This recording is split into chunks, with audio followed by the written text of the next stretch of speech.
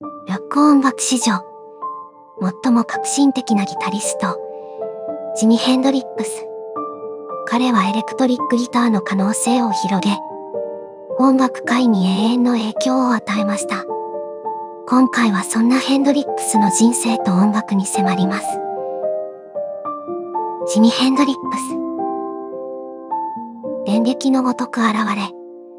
音楽の世界を一変させた天才ギタリスト、ジミ・ヘンドリックス。1942年、シアトルに生を受けたヘンドリックスは、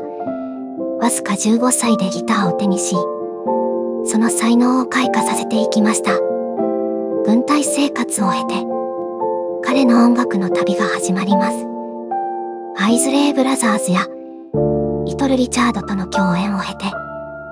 1966年、運命の転機が訪れます。イギリスで、ジミ・ヘンドリックス・エクスペリエンスを結成。ヘイジョー、パープル・ヘイスといったヒット曲を生み出し、モントレー・ポップフェスティバルでの衝撃的なパフォーマンスで、一躍スターダムへ駆け上がりました。ヘンドリックスの革新的なギタープレイは、音楽界に新たな地平を開きました。高音量とオーバードライブ、フィードバック、様々なエフェクターを駆使し、それまでにない音の世界を創造。彼の音楽は、ロックンロールとブルースの融合であり、新しい表現の扉を開いたのです。しかし、その輝かしい才能は儚くも散ってしまいます。1970年、わずか27歳でこの世を去ったヘンドリックス。短い生涯でしたが、彼の残した影響は計り知れません。ローリングストーン氏が、おそらくロック音楽史上最高の演奏家、と評したように、ジミ・ヘンドリックスは今なお、音楽史に燦然と輝く伝説のギタリストなのです。家系と幼少期。ジミ・ヘンドリックス。伝説のギタリストの知られざる幼少期。アフリカ系アメリカ人とチェロキー族の血を吹く彼は、1942年11月27日、シアトルで生を受けました。両親のアルト・ルシールの複雑な関係、戦時中の父の不在、そして家族の貧困が、幼いヘンドリックスの人生を形作りました。ジョニー・アレンとして生まれ、後にジェームス・マーシャルと改名された彼の幼少期は、不安定さと苦難に満ちていました。両親のアルコール問題、頻繁な引っ越し、そして兄弟たちが里親に出されるなど、家族の崩壊を目の当たりにしました。内気で繊細だった少年ヘンドリックスは、これらの経験に深く影響を受けました。9歳の時に両親が離婚し、父親に親権が与えられましたが、その後も安定した生活を送ることはできませんでした。この困難な幼少期が、後のヘンドリックスの音楽性や感性にどのような影響を与えたのか。彼の革新的な音楽は、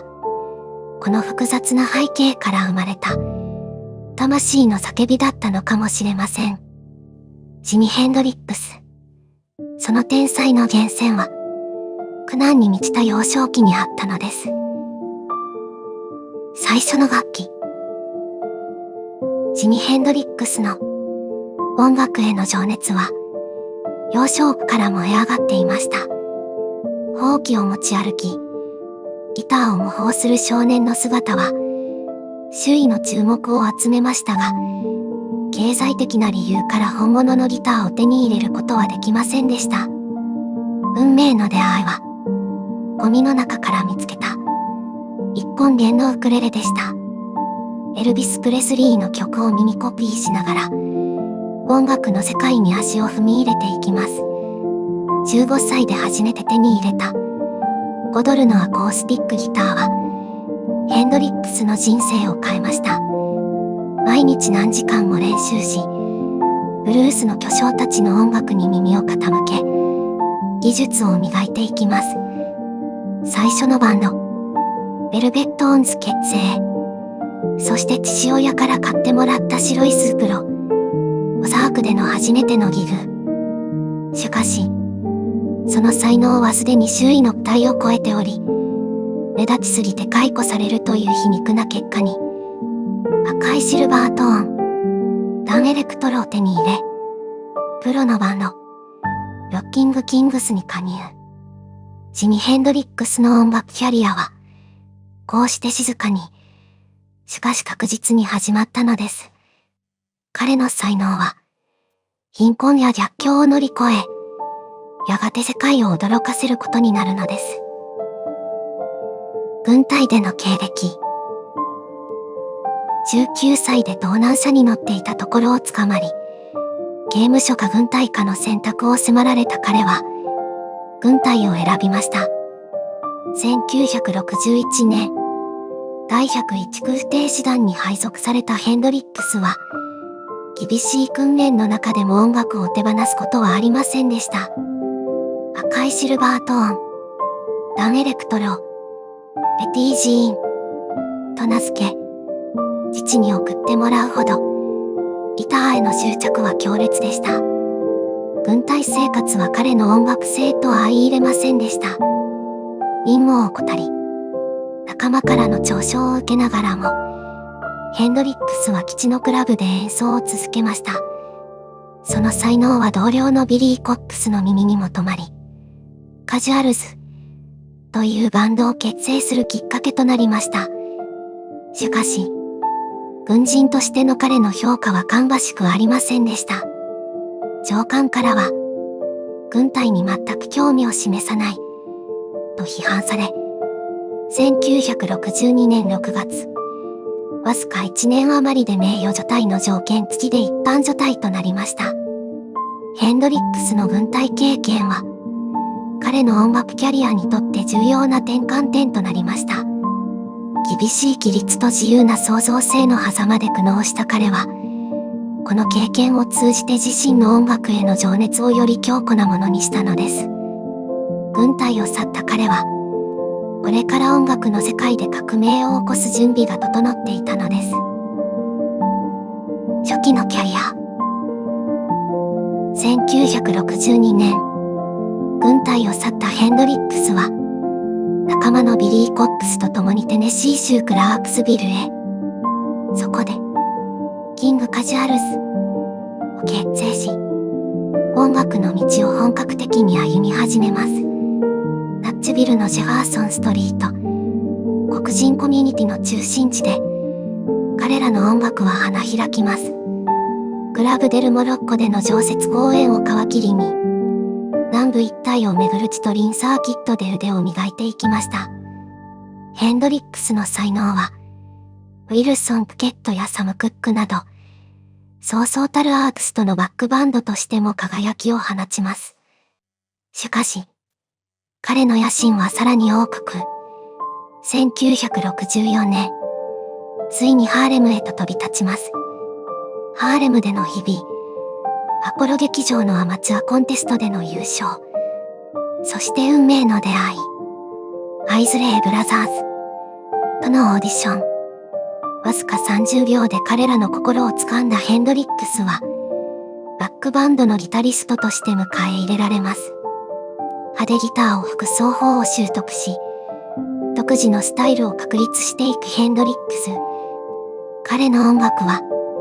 まさに時代の空気を震わせ、新たな時代の幕開けを告げるものでした。最初のレコーディング。ジミ・ヘンドリックスの音楽キャリアは、1964年から急速に加速していきます。アイズレイ・ブラザーズとの初レコーディング、リトル・リチャードのバンドへの参加、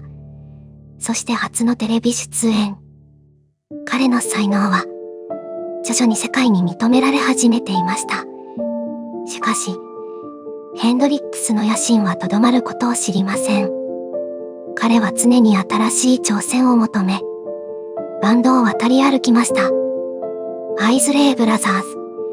リトル・リチャード、カーティス・ナイト&ザ・スクワイヤーズ。それぞれの経験が、彼彼の音楽性を磨いていきます。1965年、ヘンドリックスは初めての作曲クレジットを獲得。そして1966年、彼の音楽人生の転機が訪れます。ニューヨークのグリニッジビレッジに移住し、自身のバンド、ジミ・ジェームス&ザ・ブルーフレイムスを結成したのです。カフェは、でのレジデンシー、カフェ555での公演。ここで彼は、後に世界を震撼させることになる、独自のギタースタイルと楽曲を磨き上げていきました。ジミ・ヘンドリックス。その音楽は今まさに、世界を変える準備を整えていたのです。彼の革命的なサウンドは、もはや誰にも止められません。音楽史に残る伝説の始まりが、ここにありました。ジミ・ヘンドリックス・エクスペリエンス。1966年、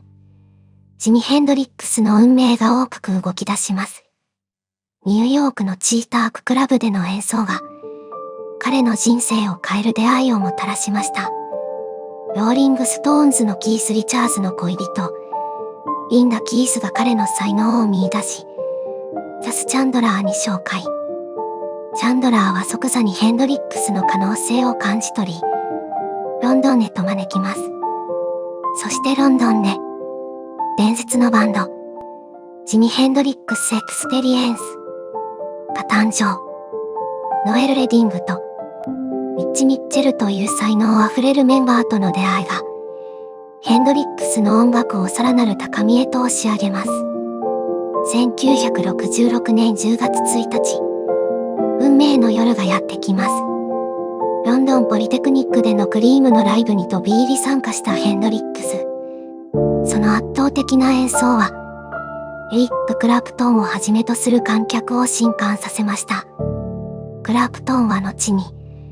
私の人生は二度と同じではなくなった、と語っています。この夜、ロックの歴史に新たな1ページが刻まれたのです。ジミ・ヘンドリックス。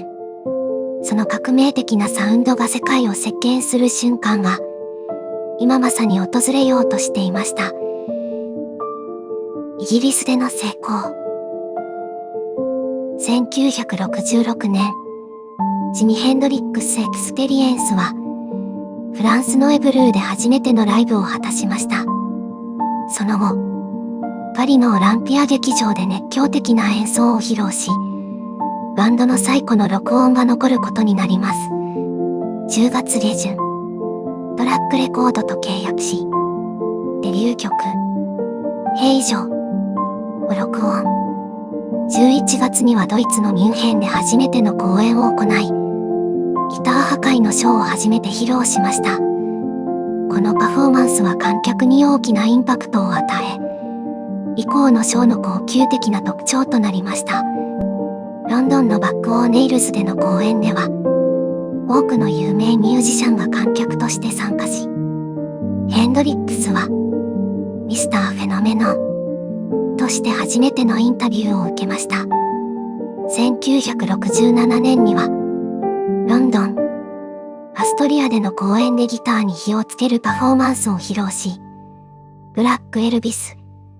として称賛されました。この時期、ヘンドリックスは音楽界に新たな風を吹き込み、伝説的な存在へと成長していきました。彼の革新的な演奏スタイルとパフォーマンスは、ロック音楽史に永遠の印象を残しました。Are You Experienced? 1967年、ジミ・ヘンドリックス・エクスペリエンスは、デビューアルバム、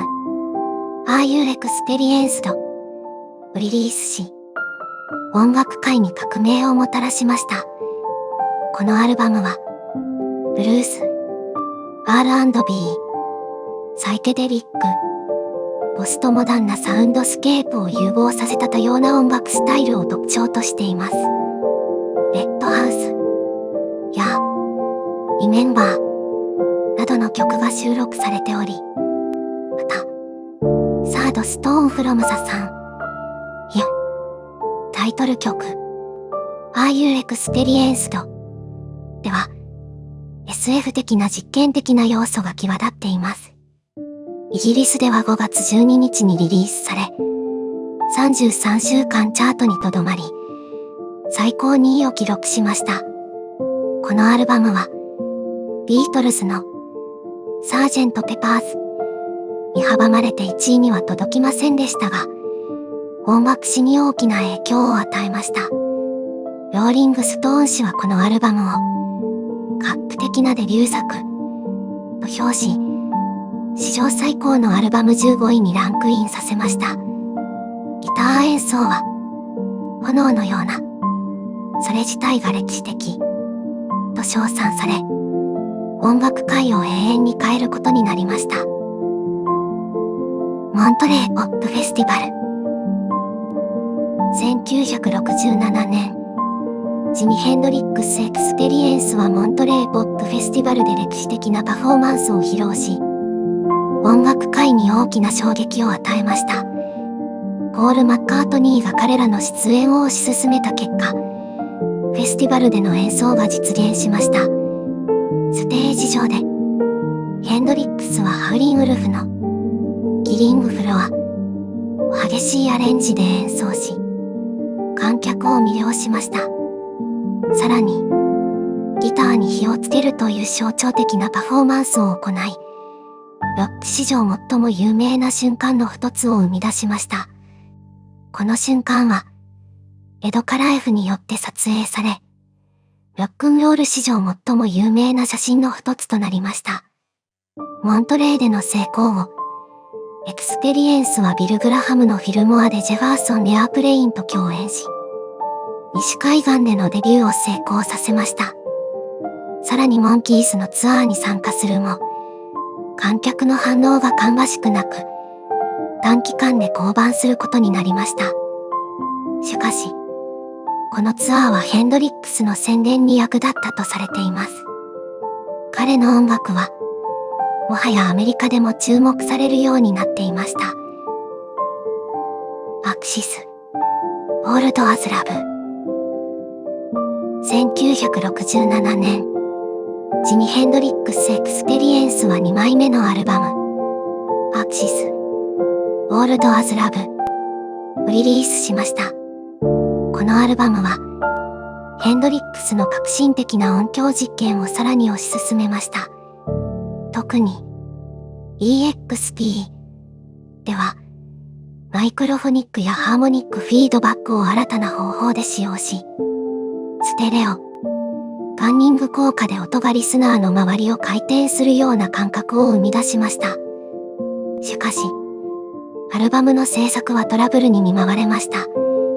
ヘンドリックスがマスターテープをタクシーの後部座席に置き忘れたため、リリースが遅れる危機に直面しました。急いでリミックスを行い、ようやくリリースにこぎつけましたが、ヘンドリックスは時間が足りなかったと残念がっていました。アクシスは、サイケデリックなカバーアートでビシュヌの化身として描かれたヘンドリックスを象徴し、イギリスでは5位、アメリカでは3位に達する商業的成功を収めました。アルバムはヘンドリックスの新たな繊細さを示し、彼のスタジオでの技術がさらに高まっていることを示しました。エレクトリック・レディーランド。1967年から1968年にかけて、ジミ・ヘンドリックス・エクスペリエンスは3枚目のスタジオアルバム、エレクトリック・レディーランドの制作に取り組みました。録音はオリンピックスタジオで始まり、後にニューヨークのレコードプラントスタジオに移りました。しかし、セッションは混沌としたものとなり、プロデューサーのチャス・チャンドラーは、ヘンドリックスの完璧主義やスタジオでのパーティー状態に苛立ちを覚え、最終的に彼との専門的な関係を断ち切ることになりました。エレクトリック・レディーランドは、ヘンドリックスの野心が完全に実現された作品として評価され、多くの批評家から高く評価されています。純粋な実験的天才性やメロディの才能、演奏の素晴らしさが際立つこのアルバムは、ロック史上最高のアルバムの有力候補とされています。エクスペリエンスの解散。1969年、ジミ・ヘンドリックス・エクスペリエンスは内部的な緊張を抱えながらも、音楽活動を続けていました。1月には BBC の番組で、グードゥ・チャイルドを演奏し、クリームへの敬意を示すインストゥルメンタルを披露しました。しかし、バンド内での人間関係は悪化の一途をたどり、特にヘンドリックスとノエル・レディングの間で顕著でした。レディングは1969年6月29日のデンバーポップフェスティバルでの公演を最後にバンドを去り、ソロ活動を開始しました。彼はヘンドリックスが意見を聞かずにバンドを拡大しようとする計画に反対したことを理由に挙げています。レディングの離脱後、ヘンドリックスはニューヨーク州北部のボイスビルで休暇を過ごし、新しい曲作りに集中しました。この期間、彼はテレビ出演も果たし、音楽活動を続けていました。ウッドストック。1969年、ジミ・ヘンドリックスは新たな音楽的挑戦を始めました。オリジナルのエクスペリエンスが解散し、ノエル・レディングがバンドを去った後、ヘンドリックスは新しいメンバーと共に活動を続けました。彼はニューヨーク州北部のボイスビルで休暇を過ごし、新しい曲作りに集中しました。この時期、ヘンドリックスはビリー・コックスと共に新しいバンドを結成し、ウッドストック、フェスティバルでの演奏を控えていました。ウッドストックでの彼のパフォーマンスは、特に、ザ・スター・スパングルド、バナーの演奏が有名で、音楽史に残る瞬間となりました。ヘンドリックスの音楽は、常に革新的で、観客を魅了するものでした。彼のギタープレイは、世界中のミュージシャンに影響を与え、ロック音楽の歴史を変えることになりました。バンド・オブ・ジクシーズ。1969年から1970年にかけて、ジミ・ヘンドリックスは新たな音楽プロジェクト、バンド・オブ・ジクシーズを始めました。このパワートリオは、ビリー・コックスとバディ・マイルスと共に結成され、フィルモア・イーストでのライブを録音してアルバムを制作しました。アルバム、バンド・オブ・ジクシーズは、ヘンドリックスの生前にリリースされた唯一の公式ライブアルバムで、特に、マシンガンが注目されました。この曲は、ヘンドリックスのギタープレイが戦争を音で表現する革新的な作品として評価されています。しかし、バンド・オブ・ジクシーズの活動は短期間で終了しました。1970年1月28日の公演を最後に、バンドは解散しました。この公演では、ヘンドリックスがステージを突然去るという出来事が起こり、バンドの終焉を象徴しました。クライ・オブ・ラブツアー。1970年、ジミ・ヘンドリックスはバンド・オブ・ジクシーズの解散後、再び音楽活動を始めました。マネージャーのマイケル・ジェフリーは、オリジナルのエクスペリエンスのラインナップを再結成しようとしましたが、ヘンドリックスはノエル・レディングと再び活動する意思はありませんでした。代わりにビリー・コックスがベーシストとして参加し、ヘンドリックス、ミッチ・ミッチェル、コックスの新しいラインナップが形成されました。この新しいラインナップは、フライ・オブ・ラブツアーを開始し、多くのエクスペリエンス時代の曲や新しい楽曲を演奏しました。特に7月4日のアトランタ国際ポップフェスティバルでの公演は、50 50万人を前にして行われた彼のキャリア最大のアメリカでのライブとなりました。しかし、ツアーの後半は薬物使用が影響し、公演は失敗に終わることもありました。1970年8月1日、ハワイ州、ホノルルでのコンサートがヘンドリックスのアメリカでの最後の公演となりました。エレクトリック・レディー・スタジオ。1968年、ジミ・ヘンドリックスとマネージャーのマイケル・ジェフリーは、グリニッジ・ビレッジのジェネレーションクラブを購入し、自らのレコーディングスタジオ、エレクトリック・レディー・スタジオに改装しました。このスタジオは、ヘンドリックスの創造性を刺激するための特別な設計が施されており、丸窓やサイケデリックな壁画が特徴でした。1970年6月15日、ヘンドリックスはエレクトリック・レディーで初めてのセッションを行い、トラフィックのスティーブ・ウィンウッドとクリス・ウッドと共にジャムしました。翌日には、ナイト・バード・フライングを録音しました。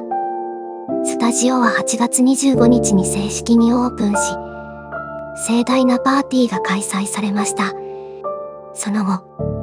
ヘンドリックスはイギリスに向かい、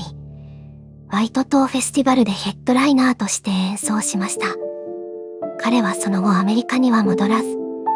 イギリスで活動を続けました。ヨーロッパツアー。1970年、ジミ・ヘンドリックスはクライ・オブ・ラブツアーのヨーロッパ公演を開始しましたが、新しいスタジオでの創作活動に焦点を当てたいという願望が強く、ツアーにはあまり積極的ではありませんでした。9月2日、デンマークのオーフスでの公演を途中で中断し、私は長い間死んでいた、と述べました。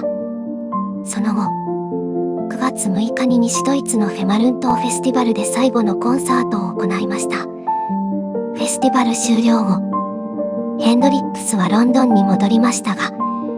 ベーシストのビリー・コックスはツアーから離脱しました。9月16日、ヘンドリックスはロンドンのブニー・スコッツ・ジャズクラブで、エリック・バードンとオートのインフォーマルなジャムセッションを行い、これが彼の最後の公開演奏となりました。その48時間後、彼は亡くなりました。薬物乱用と行動の問題。1962年7月、ジミ・ヘンドリックスはテネシー州クラークスビルの小さなクラブに立ち寄りました。彼は一杯飲むために訪れたのですが、結局、軍隊時代に貯めた$400のほとんどを使ってしまいました。ヘンドリックスはその日を、慈悲深い気分だった、と振り返り、店の人々にお金を配っていたと語っています。アルコールは彼の生活に影響を与え、時折短気な発作や身体的な暴力の爆発を吹き起こすこともありました。ジミ・ヘンドリックスは、LSD を使用して新たなビジョンを得ようとしました。彼はその経験を音楽に反映させ、人々にその世界を伝えようとしましたが、現実と結びつかないものであったため、説明するのが難しかったとされています。ヘンドリックスが初めて LSD を使用した時期については、異なる意見があります。1966年後半に、リンダ・キースと出会った時とする説や、1967年6月のモントレーポップフェスティバル参加時とする説があります。彼はその後、特にツアー中で大麻、ハシシ、LSD、覚醒剤を定期的に使用するようになりました。ヘンドリックスは薬物文化と密接に関わるようになり、彼の音楽とライフスタイルはその影響を受けました。ジミ・ヘンドリックスは、アルコールや薬物を摂取すると、しばしば怒りっぽく暴力的になることがありました。友人によれば、彼は飲むと、単なる嫌なやつになった、とのことです。とに1968年1月、スウェーデンのヨーテボリで酔った状態でホテルの窓を割り、逮捕されました。その後、高額な罰金を課されました。また、1969年にはカリフォルニア州ベネディクトキャニオンの家で強盗が入った際、友人を泥棒と誤解し、暴力を振るいました。さらに、恋人のカルメン・ボレロをウォッカの瓶で殴り、彼女に重傷を負わせました。これらの出来事は、ヘンドリックスのアルコールや薬物使用が彼の行動に与えた影響を示しています。1969年5月3日、ジミ・ヘンドリックスはトロント国際空港で薬物所持の容疑で逮捕されました。彼の荷物から少量のヘロインとハシシが発見され、$1万の保釈金で釈放されました。この事件はヘンドリックスにとって大きなストレスとなり、7ヶ月間彼の心に重くのしかかりました。裁判では、検察側はヘンドリックスが薬物があることを知っていたことを証明する必要がありましたが、彼はファンからもらった薬瓶をカバンに入れたと主張しました。最終的に、陪審裁判で無罪となりました。バンドメイトのミッチェルとレディングは、薬物はヘンドリックスが知らないうちにカバンに植え付けられたと信じています。死亡、検視、埋葬。ジミ・ヘンドリックスは27歳で亡くなったことで27クラブとして知られる現象の一部とされています。このクラブには同じ年齢で亡くなった他の有名ミュージシャンたち、ブライアン・ジョーンズ、アラン・ウィルソン、ジム・モリソン、ジャニス・ジョプリンなどが含まれます。彼らの早すぎる死は音楽界に大きな衝撃を与え、伝説的な存在として語り継がれています。未承認及び死後のリリース。ジミ・ヘンドリックスの人気が高まるにつれ、彼のエクスペリエンス以前の録音が無断で販売されました。これらの録音は、プロデューサーのエド・チャルピンの管理下にあり、デッカやキャットルなどのレコード会社にライセンスされていました。ヘンドリックスはこれらのリリースを非難し、悪意のある、非常に劣ったものと表現しました。彼の未完成の4枚目のスタジオアルバムの一部は、1971年に、ザ・クライ・オブ・ラブとしてリリースされました。このアルバムは商業的に成功し、アメリカで3位、イギリスで2位を記録しました。ただし、プロデューサーのミッチェルとクレイマーは、利用可能なすべての曲を使用することができなかったと不満を述べています。1997年には、これらの曲が、First Rays of the New Rising Sunとして再リリースされました。また、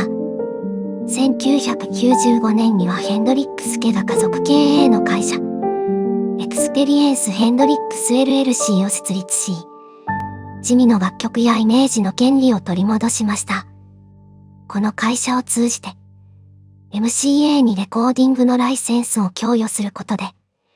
ヘンドリックスの音楽が正式に管理されるようになりました。使用記載。ジミ・ヘンドリックスは、フェンダーストラトキャスターと密接に関連付けられています。彼は1966年に最初のストラトキャスターを入手し、演奏やレコーディングで頻繁に使用しました。ストラトキャスターはその明るい高音と深い低音を称賛され、彼の音楽スタイルに最適なギターでした。ヘンドリックスは右利き用のギターを左手で演奏するために逆さまに持ち、弦を張り替えていました。これにより、ブリッジピックアップの傾斜が異なる音色を生み出し、低音がより明るく、高音がより暗くなりました。彼は他にも、フェンダージャズマスター、デュオソニック、ギブソンフライング V、ギブソンレスポール、ギブソン SG、グレッチコルベット、フェンダージャガーなど多様なギターを使用しました。特に、1969年のリック・キャベット賞では、白いギブソン SG カスタムを、1970年のワイト島フェスティバルでは、黒いギブソンフライング V を演奏しました。ジミ・ヘンドリックスは、1966年にイギリスに移住した後、マーシャルアンプを使用し始めました。